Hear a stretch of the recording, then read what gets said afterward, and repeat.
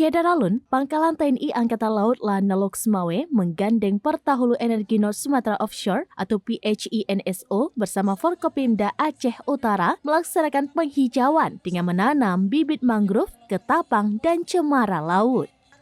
Kegiatan dalam rangka HUT Armada RI tahun 2023 ini berlangsung di Pantai Senodon Aceh Utara pada Rabu 6 Desember 2023.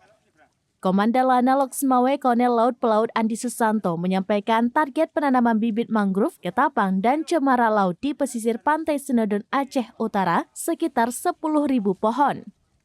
Kegiatan ini untuk penghijauan kawasan pantai dan mengurangi abrasi dampak dari air laut, sehingga kuala atau muara di kawasan Pantai Senodon ini menjadi tampak indah dan bermanfaat bagi masyarakat, serta menambah destinasi objek wisata mangrove di Kabupaten Aceh Utara.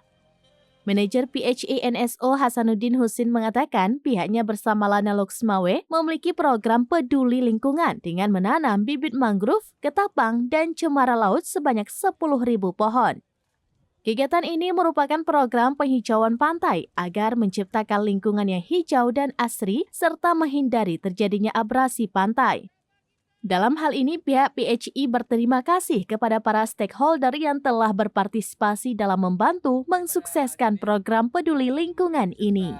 Bapak Bupati Dandin, Musim Forkopimda, dengan dimotori oleh Pertamina Hulu Energi melaksanakan kegiatan peduli lingkungan berupa penanaman pohon mangrove, pohon cemara dan pohon ketapang dengan sejumlah target 10.000 yang dilaksanakan di kawasan Pantai Senodon.